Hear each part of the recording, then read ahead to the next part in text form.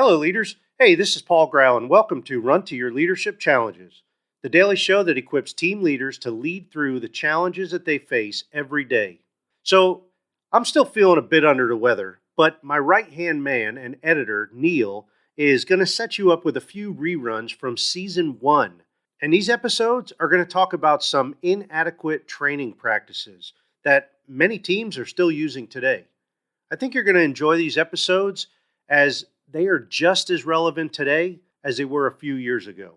So, with that said, here we go.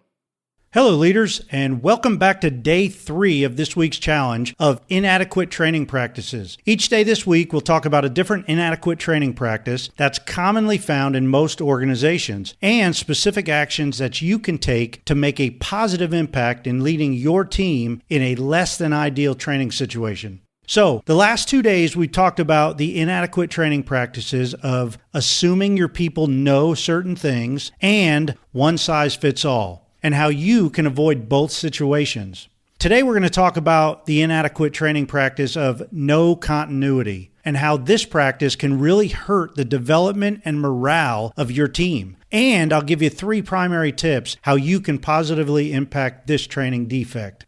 Okay, let's get started with the inadequate training practice of no continuity. So, have you ever worked in a job where everyone is trained drastically different?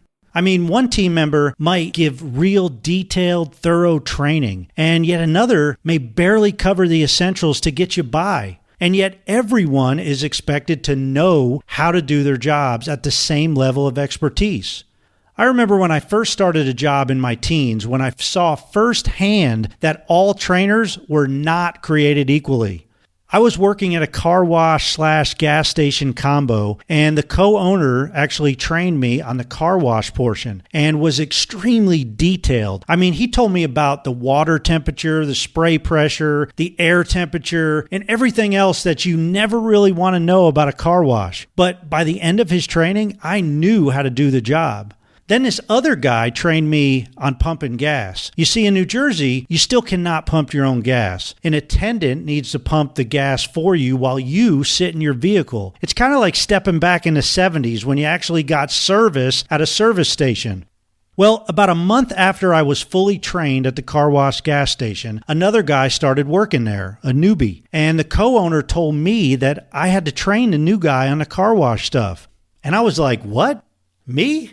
What do I know about training somebody? I mean, after all, what did I know about training somebody else, right? I was barely 16 and I barely knew the job myself, but I did what I was told and I trained this new guy what I thought I knew. And man, did I miss a lot of details. I mean, it was ugly. And I quickly got my butt chewed by the owner, the co-owner, and I think every other employee that worked there. Well, maybe that's kind of like your organization's training. I mean, do you just expect people to know how to train others and what to train them?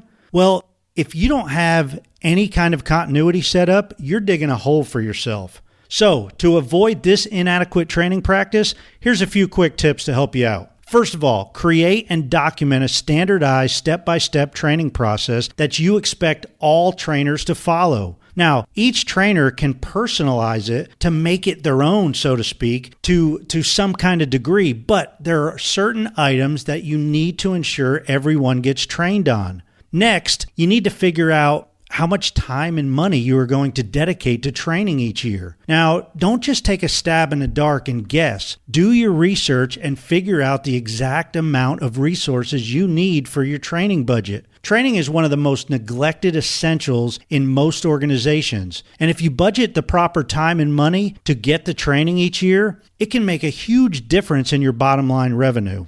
Finally, and this may be one of the easiest things, but will take some time and effort, but create some kind of resource listing or library and ensure all of your team members utilize it. Now, you can get books, magazines, articles, websites, YouTube videos, and hey, don't laugh because you can learn just about anything on YouTube nowadays. And, just get a list of essential experts in your field. This may even be the list of local vendors and even some of your competitors that are willing to work with you. The point is to have available resources where your team members can get into the learning mindset and expand their knowledge in their own way.